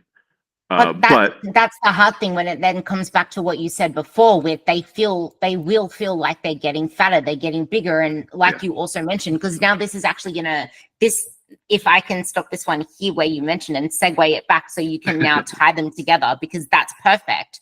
This is exactly it, because lean for some people is going to be heavier. Lean for some people is going to require you, like, because a lot of people say, well, I always see a lot of people saying online that their clothes feel better. Well, I don't feel them feeling better. I feel them getting tighter. That's not supposed to happen. The people they're hearing say that are people who are losing weight because they were overweight. They're not hearing that from people who are not overweight and want to tone. This is a demographic specific question. You need to pay attention to the people in your demographic client who thinks you need to lose weight when in reality you need to gain it. Like, let's go ahead and get a DEXA scan. Okay, you are objectively lean. Like, you are sub 24% body fat. And usually they're even lower than that. Like, you're already lean, like, you're healthy, you're lean. We just need to build some muscle. So yeah, it is. And I find I have to approach that conversation differently with every person, because everybody kind of does respond differently. And like I said, sometimes I don't even play the game. I'm like, all right, we're going to tone. I need you to eat this so that you can get these 5 stimulative reps, because you didn't eat enough. And I know you can do 13 reps with this weight because you did it last week. Today, you did the same weight for 8, which means we got no stimulus. What did you eat? Oh, okay. So you're seeing why we need some carbs then, huh? Right? You left reps on the table. Today was not a stimulative day because you didn't eat enough. Have we learned our lesson yet? Now, I don't say it that way, but that is the point that I will make, because it'll happen. It's like, well, I'll always ask, like, well, how was your sleep? What and how much did you eat yesterday and today, and how much water have you had? You know, you ask the questions and you find it. Like, okay, you either didn't keep up with your sleep hygiene, you had a bad night, whatever. That happens. Uh, but on those days where it's like, when you see people consistently not getting it, like the numbers are not trending up, the technique is starting to degrade. Like, what's your diet look like? Are you eating? What are you eating? And it's always like, I look at it and it's like, this is not enough. You need more. You know, sometimes it's more protein, even though most people know to eat their protein. They still think like, well, eggs are protein, right? Like, I mean, they have protein, but most of the calories come from fat. So like, where's the rest of your protein coming from? Like, oh, I ate 2 eggs. Great. So you got like what, 12, 15 grams of protein. Where's the rest coming from? Oh, that wasn't enough? No, that wasn't enough. Like, where's the rest coming from? Well, I can't eat Mm. more eggs. Like, yeah, you got like 12 grams of fat from those 2 eggs. So I'd agree with that. Where's the rest coming from? All right. How about your carbs? Well, what was it they told me? Like, I had some raisins. It's like, how many? Like, this many. Okay. So you didn't eat any carbs then. You know, like, it's interesting. But if you- if you, uh, if you let them go into the gym and see their performance and relate it to their food, when they see the relationship, I think that's an easier sell. Is like, if I have a client, I'm trying to like get them to eat more carbs, and then one day I just give them gummy bears before their workout. Like, hey, eat this real quick. Just try it. Like, you're not gonna gain 10 pounds of body fat from eating a packet of gummy bears before your workout. You're gonna use the sugar right now anyway. You'll be fine. Oh, the alarm's going off again. I'm sorry, but I can keep talking. So I'll give Yeah. them that. And they're like, man, I got like more reps than I've ever gotten on this before. And they see it, right? The thing that I love most about what you're saying there, though, is that you're tying carbs to performance, and you should like, if you care about physique change, you should care about your performance. And I just found this Yep. thing that I wanted to pull up that I wrote because I think it's really powerful. Is where is it? The Remind me to world that say you stimulative reps. Oh yes, because we want to talk about that one soon too. And Because that's the game here. the Sorry, go world ahead. the world that you experience is the result of the story that you've created, your programming within which shapes your beliefs, your perspectives, and your habits. You create the story of your life and how you see things. So obviously, if you've struggled in the past to get a result, or you've had this bad experience with the way that your body turned out from whatever else it is it because you didn't have a strategy before? Whereas now you're actually doing the right training, you're doing the stimulative reps to get you there. But if you keep shying away from that because you're afraid your legs are going to get too bulky, you don't want to train your quads or this is where I was going to tie back to the training before we go into that, because women actually, no, this ties into this perfectly. The people avoid getting their knees over their toes because they want to have a vertical shin so that they can train their glutes. But this ties into, number one, stop saying carbs don't work for you, because there's no such thing as carb intolerance. So then how would you navigate? Wait, before you try to remember these tangents, I don't know whether you can like take a note somewhere, but there's the carbs make me feel bloated and puffy. There's the belief that they should cut out carbs because it doesn't work for them, or for some reason it's something that holds her back, that particular viewpoint. But then there's also the lean for you, like I mentioned, is going to be heavier, because I want to tie back into what you said. Women feel like they build muscle too fast. And then there are clients, you said this before I hit record, and I want to talk about it. Clients who struggle to lean out and struggle to quote unquote lose fat, when in reality, which ties back, that's why I interluded with bringing in the world you experience is the result of the story you created. A lot of the time, many women come to both of us saying they're struggling to lean out, they're struggling to lose fat. When we see it from a third eye perspective, that's because you don't have anything to lose. Like, your issue is that you don't have enough muscle. You aren't strong enough. You haven't put the time in. Tying back to the start of the conversation where I said you need to learn how to hinge, you need to learn how to do proper squat patterns. Like, You need to learn these basic fundamental patterns of how to train for a physique, and that is what's going to get you there. Because if you don't know how to hinge, if you can't, if you can't RDL your body weight, or squat close to your body weight, or deadlift close to twice your body weight, that is why you aren't looking lean. But then you have the argument. I'm going to tie in one more with that. But then you have the argument, yeah, but there are some people that are really strong that don't look lean, that don't look fit. There are people that's not true, because people are lifting really heavy weights and they don't have the body that I want. Yeah. So I use that. Man, there's so much. Like, where do I start? Yeah. I do use different exercise, like different lift metrics. Like, we'll use a single leg deadlift. We do RDLs. We do all the things, but I use a lot of like single leg stuff because that's the stuff that people neglect. So like, I use the term rear foot elevated split squat because it's more descriptive. I don't know where the Bulgarian thing came from, but I see them as two different things, because the Bulgarian is more like a single leg squat kind of thing, and then the rear foot elevated is a lower platform. That's the way I see it. Okay. Well, either way, if you can do one of those two things, like pick one of those and do it with 1.5 times your body weight for a set of 10, you have glutes. Period. You got glutes, you got quads, you got legs. Can you do that? No? All right. Well, let's work on that. The people who lift a shit ton of weight in powerlifting, like let's look at their technique. All right. Well, that's not an ass to grass squat.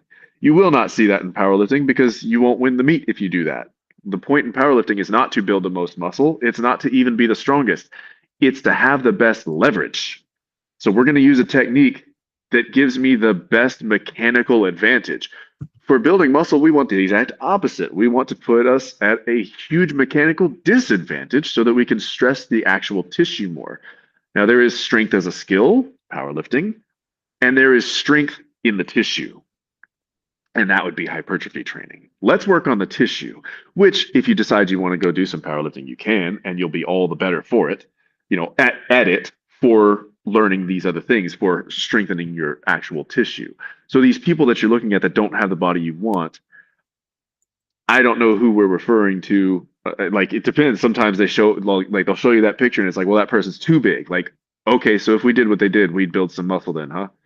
Or that person is like super, overweight. Okay, well, don't eat like them then. Or that person is teeny tiny, like an Anatoly. Like Anatoly, that dude's actually pretty ripped.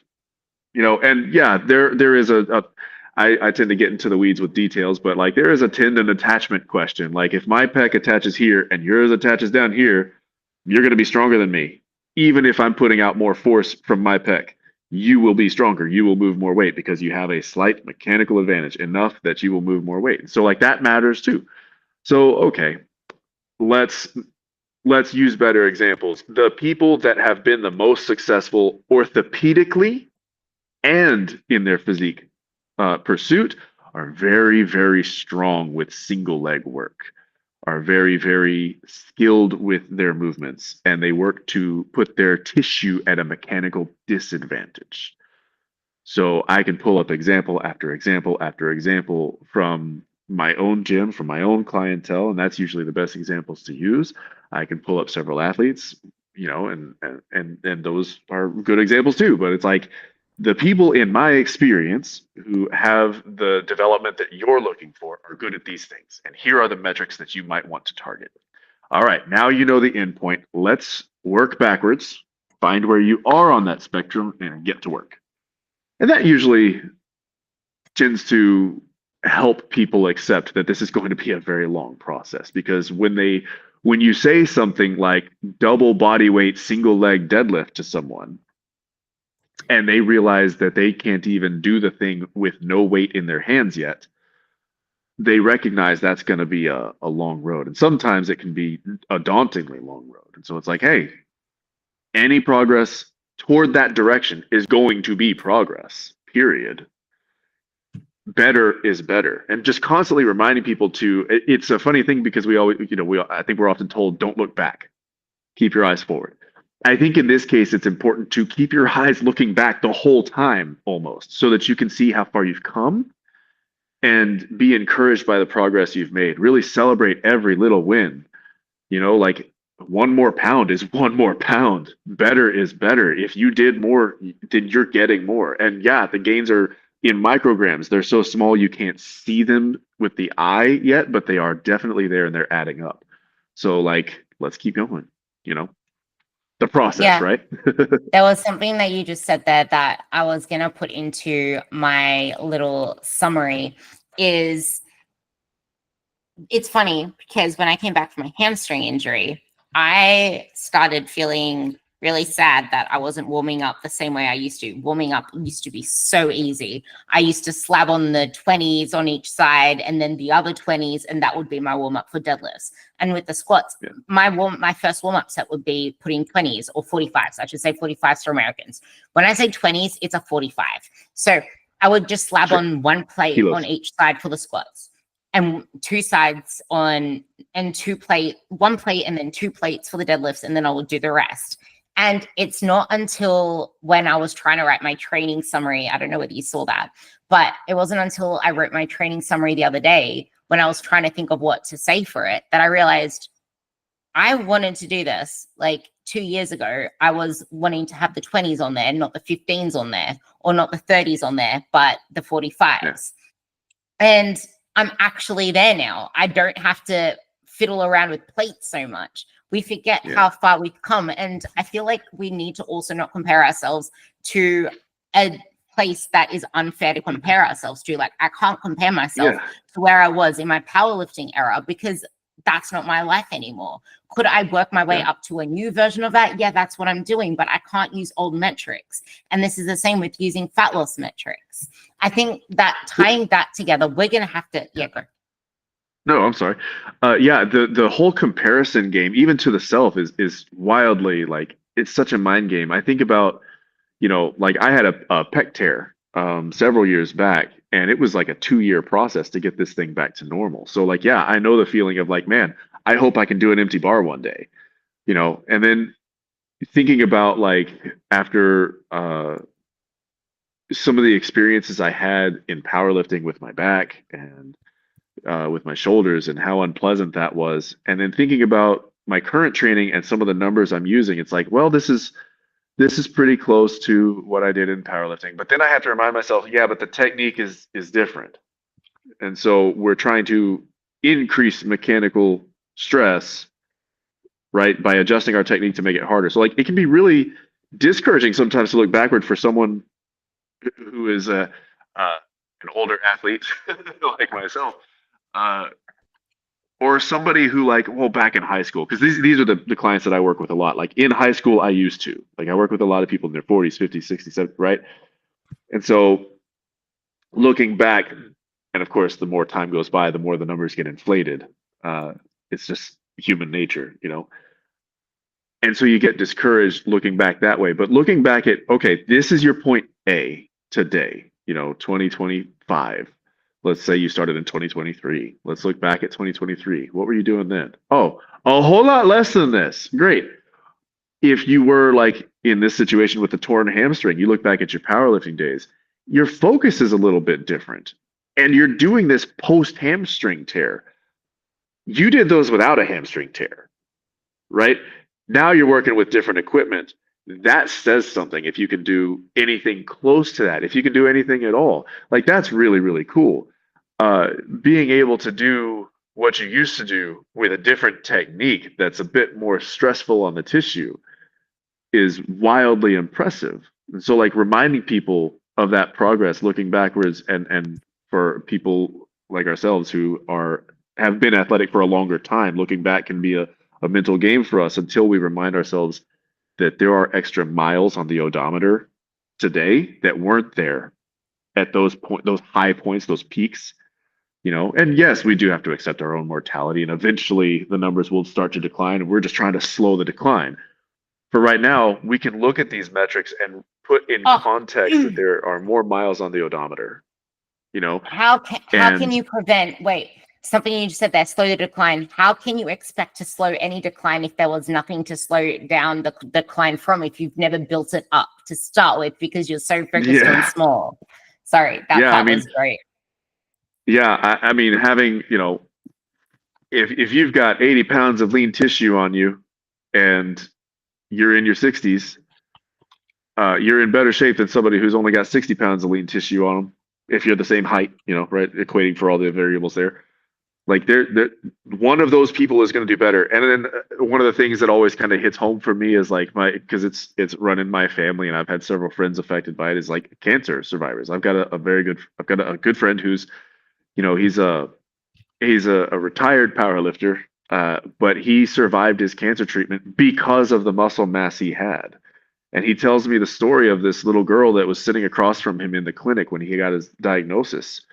And because she didn't have enough meat on her, they couldn't even treat the cancer. So of course, she didn't survive. But things like that, I think people don't realize. Like, oh, I want pretty glutes. Oh, I want to tone.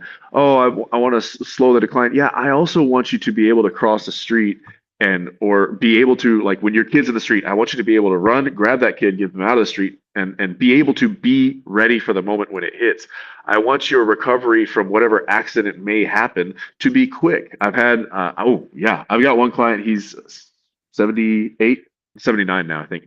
He had a brick wall fall on him and it crushed his pelvis. And the type of like injury that he had, they flew him out to a center a few cities away that specializes in that specific injury. And I mean, people half his age typically don't survive that. He not only survived it, he's back working out. He's in his late 70s doing chin ups. And like, yeah, some things have changed, but he can squat, he can deadlift. Like his legs work again, and they didn't, right? Like he attributes his survival to the fact that he was strength training, and I agree. Like if he hadn't been working on his strength as hard as he had been, and this guy is, I mean, he's just committed. He's a wonderful human to begin with, but he's the type of person who, when he does something, he doesn't do it half-ass, he does it full ass, and he's all in. So like if he hadn't been training, if he hadn't built the strength that he had, would he have survived that accident? And he's convinced that he would not have. And he's a retired psychiatrist. He's seen some things. He's very convinced, and I agree that he only survived because of his physical condition. And so, like, these are the things that I think people don't think about. Life will throw you a curveball. You never know what's going to happen. So the best you can do is be prepared. And I think this is your armor. You strength train. You eat enough to build some muscle. You get sexy along the way, but the real game is building some armor so that you can have the life you want. Because really, what are you after? Are you after abs and glutes, or are you after the self-actualization that you think you'll have when you have them? And what you find is the real product, the real happiness didn't come because of the abs and the glutes. It came because of the lessons you learned while attaining them. It came because of the patience and character that you built through the process of attaining abs, glutes, and quads and all the pretty. The process is what built the character, and the body is the side effect, right? It's cool, but that's not where your happiness is coming from. Though that's what most people think. They think when I lose the 20 pounds, I'll be happy. When I gain the quads, I'll be happy. The reality is when you get happy, you'll have the thing you want. That's a Sean Aker thing. I highly recommend his work. Um, but it's the process, and it's not until you fall in love with the process itself that you'll see the results. And so like that I will keep hammering that in and coming home to it is like fall in love with the process. I don't feel like training today. Cool. I'll see you at the gym. you know, like it is that, and it builds the human and the body. And this is something I've said for a very long time, and I've still yet to see it proven untrue. The body is an external reflection of the internal environment in that person. Mhm. And so that's why I think I always come back to, the psychology of the game, because like when I first started training, I read all the training books and I bought all the NSCA textbooks, and then I bought, went to all the seminars and bought all the videos and did all the things I could. And then I learned all the nutrition I could learn. And then I realized like I can't work with humans. I could work with a machine, but I'm bad at this. I suck as a coach because I can't work with the human. So then I'd say that in my library, there are more psychology books than anything. And I still think I suck at this game, but I'm better than I was then. So I think we're doing something okay. But the behavior change and the identity change is so, I would say it is the game because the body will follow. Form follows function, right? Getting stronger on the deadlift, bigger glutes, bigger hamstrings, period. That you're not going to have, like I tell, you're not going to have a 500-pound deadlift and a little ass. It just ain't going to happen, right? So the same thing though, you're not going to be able to work up to that without also building the character that drives it. And this all comes back to the psychology element. I think to tie this up, I hope that you have time to like read through what I send you on WhatsApp after, but to tie this up, I said that we were going to address this at the beginning, and we will have to, you'll probably hear from us again in the future. I'll see what Brennan says, because I have had an epiphany of the most amazing thing ever, fingers crossed. But fats, can we just tie it up with a thought on fats? Because we've hopped on enough about carbs. we don't ever need to talk about protein because that's said enough. Carbs are the ones that are the unsung hero. That sounds like ChatGPT now because everyone says it too much, but they're literally the unsung hero. Fats. Let's just tie it up with the generalization of fats. Yeah. There's a sweet spot, man, and like I need 4.2 liters of oil in my car. If I put 5 liters of oil in my car, that's not better for my engine. If I put 3 liters of oil in my car, that's also not better for my engine. I need to put 4.2. There's a sweet spot, and yes, it's a little bit of a range, but like you don't need as much fats as you think. And this is the thing that always gets me too, is like, well, I eat tons of carbs and it bloats me up. It's like, all right, well, what'd you eat for carbs? Well, I had these donuts. I'm like, that was fat, bro. Like those donuts that you just showed me, most of the calories came from fat. So you're not fueling your workout as much as you are just, that's your fat intake for the day, you know? And the quality of the fat, like are those trans fats? Are they saturated fats? Are they monounsaturated? Are we balancing that stuff out? Because that's a whole different, like, there's a rabbit hole we could go down here. But the idea that people think of things as carbs, I remember the first time I started like competing, you know, and prepping for a show, competing in bodybuilding. I was prepping for a show and I still was fairly young to the nutrition game. And I looked at my carbs. I was like, dude, I get to eat 300 grams of carbs today. And I came out of a low carb. I was the low carber, right? Name a diet. I've tried it. I've done them all. The intermittent fasting, keto, high carb, no carb, vegan. I did them all, right? So I was coming out of a low carb kind of paleo thing. And my coach gave me like 300 grams of carbs. I was stoked. So I went and got some Oreos. And I realized I could only have 2 because I went over on my fats so damn fast from the Oreos. I'm like, these aren't carbs? Oh, and that's what I think people get hung up on. That's the thing that I see most often is people think, well, I eat a lot of carbs. You know, let's say we've broken the fear of carbohydrate. Yay, right? You're not afraid of carbs anymore. So you're eating carbs. What are you choosing?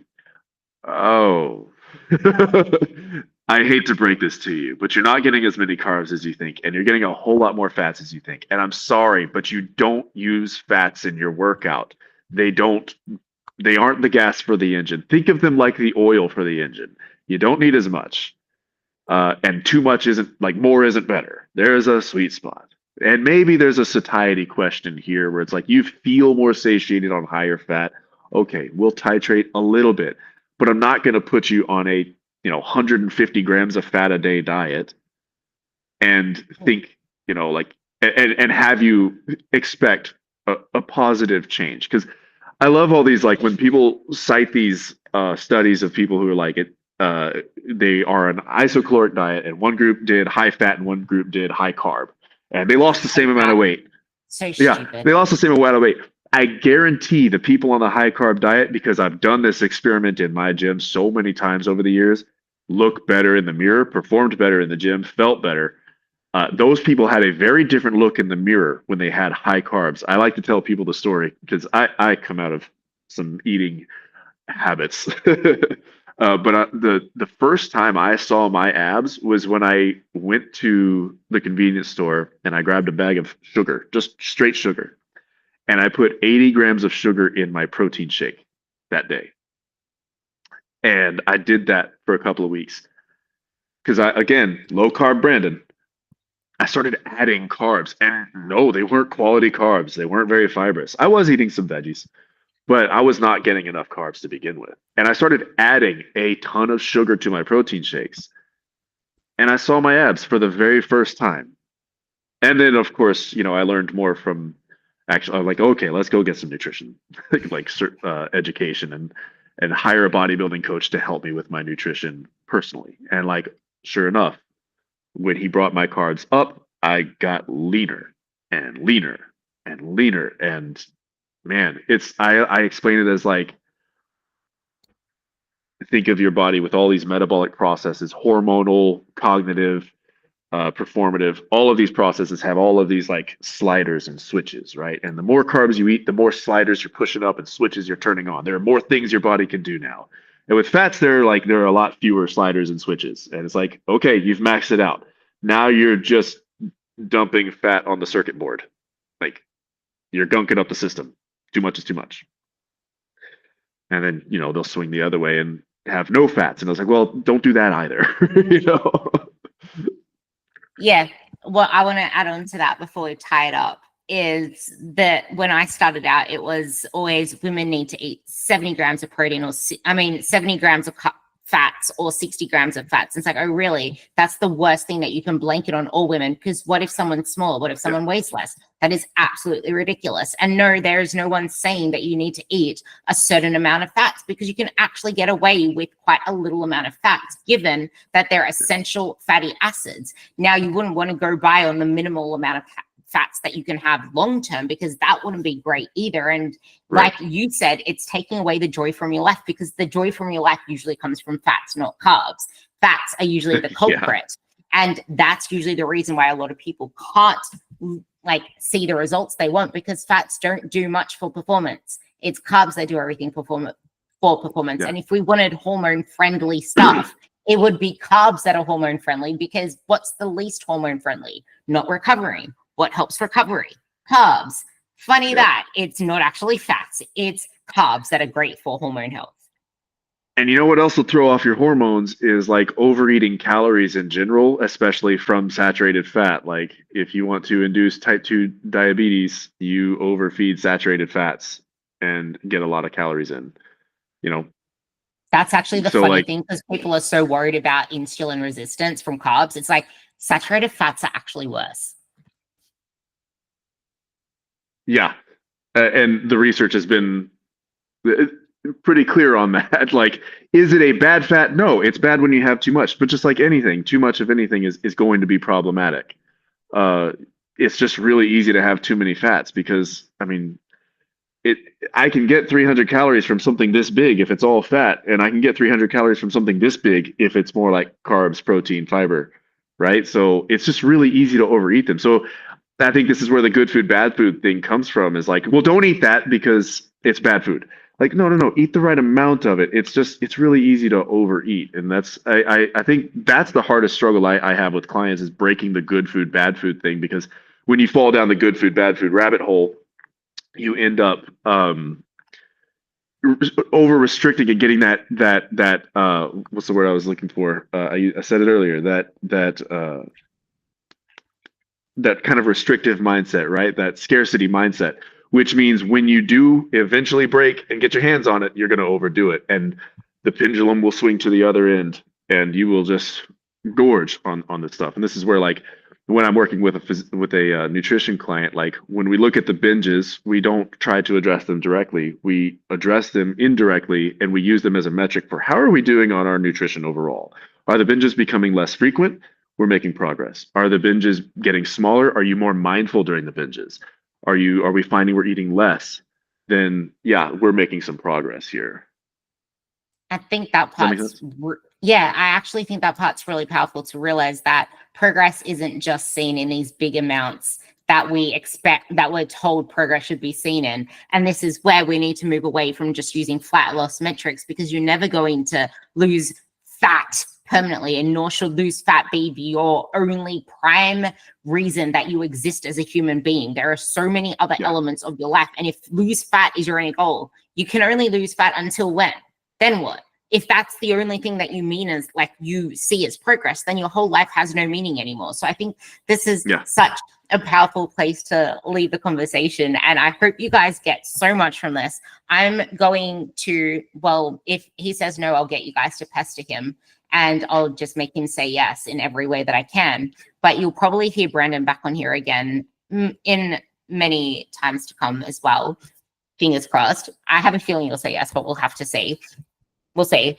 But this podcast is your jam-packed Bible that you need to listen to twice over, 3 times over, because instead of listening to hooligans online that make you feel fragile as a person, where no, actually you're only fragile because you haven't stuck to something that builds you up for long enough. Listen to this over, take notes, reach out to us. Let us know if you have any questions. We'll probably be taking more questions for the next time as well. But honestly, the best thing you can do is build up your shield of armor, like Brandon said, and like he started the podcast with. We need to start looking at the psychological element of everything, because nothing will change if your inner world, like you said at the end as well, if your inner world has not changed in any way, don't expect your outward world to change in a way that sustains, because nothing is there to help it stick. What makes it stick is what happens on the inside as you go through the process and grow your character. Is there anything else that you want to leave them with? And I don't know where they can actually find you, what you use the most. tfgu.net is our gym website. We don't really do a ton. We do some online stuff, but yeah, you can kind of see what we do there. So it's Training from the Ground Up is the name of the gym, but tfgu.net. And you know, I'm somewhere on the socials, but I try to stay offline for the most part. So that I love that. And if I'm sorry, if I were going to leave them with anything, I would say start where you are, use what you have, do what you can, and just keep it as simple as possible. Like the more complicated something looks online, the more you should steer clear of it. The simpler, like the better. To a degree, you know, make things as simple as possible, but no simpler, right? So yeah, vet your fitness influencers by their clients and the amount of time they spend actually training humans, not writing things and not training humans. Yeah, exactly. And I feel like the more that people move away from that in-person element and start going more and more into research, the harder it becomes. And don't let the argument that, yeah, but rats and humans are both mammals, they're the same. Well, actually, no, because the parts that they're not the same in are the parts that are actually the most essential for body composition. And also, I forgot I wanted to mention this as a tie-up. Sorry, I'm elongating it more, but it's hugely important. The fats and the carbs thing that I said is the worst thing that we can cite, as they both lead to the same results. Yeah, well, that's in a research lab. Anything done in a research lab, take with 70% seriousness, because once you get them out of a research lab into real life, those things pan out differently. Not only is there more satiety, there's feeling better, there's all these other things. And if that was a calorie deficit, they won't be in a calorie deficit anymore, because after a certain period of time, keto stops being as fulfilling and satiating, because now your body is craving. But most people don't live on it. Exactly. Yeah. Also, in vivo and in vitro are two different things for sure, but you have to think longevity. You have to think about all the variables that are not being listed here, and I think there's a lack of nuance, and that's the red flag for me. Is like, if there's a lack of nuance, then run. You know, there should always be, when you listen to somebody with a PhD who actually does research, and it's good research, you will rarely hear them say, except for things that we've proven, very conclusively. You'll rarely hear them say, "We know that." You will usually hear them say, "Well, here's what we see when, and as a result, we think that probably this is what we get." And so, like, there's a lot of room for nuance and discussion, and I think there's a lot of nuance lost in these studies. Like, they lost weight. Okay, of that, were they weight training? For one, are they living your life or are they living theirs? And that was, I think, a point I wanted to make in the comparison point is like, you can't compare your point A to someone else's point X. You don't have their history, their genetics. You don't have their mindset. You don't have anything that they have that's the same. You're different. So like, you can't compare yourself to another person. I can't compare myself to, Brandon 10 years ago because he had a completely different life story than this Brandon does. And a lot of things change, and so there's a lot of nuance that people need to consider and need to understand that stuff exists. And like, you have to look at, if you're going to look at research, you can't look at it study by study, just reading the abstract and moving on, or worse, reading the headline and moving on, because that headline was written by somebody who doesn't know how to read studies in the first place. But you have to look at the entire body of research, which, unless you're a researcher, you can't do. You need to trust somebody who has been there, done that, and is still doing it successfully. So rather than the Google search that showed you the study that you cherry picked or that somebody else cherry picked, like, yeah, I'll stop there. Yeah, actually that's huge. And just because someone is promoted a lot or has a PhD doesn't make them credible or believable in the area that you want it to be, nor does it make them actually say the truth. Well, what is that PhD in, and are they working with humans still? Or did they close down their gym to just do studies? And what kind of studies are they doing? Has it furthered the field? Has their work changed the field at all? But the answer is no. Because sometimes it has to start with, but then they start going down the hooligan, Stacey Sims. Then they start going down the unhinged route. It's just like, make sure you vet your sources and don't stay. This is the best way. Don't stay clinged to old advice. Allow yourself to realize there's new research that comes out and that people can change, especially when they get bought out or when it's on for example, Mel Robbins' podcast that gets broadcast to the millions. Things are going to be a lot more clickbait, but then people just like having their way of saying things so that they look like this one guru. But anyway, with that, I'm going to tie this up here because I have a lot that I'm going to be sending Brennan, and hopefully we have something exciting coming to you. But I hope you gained a lot from this. Please shoot me a message, shoot him a message, and give this a 5-star rating if you can. It would mean the absolute world to me, and you will hear me on the next podcast. I love you all.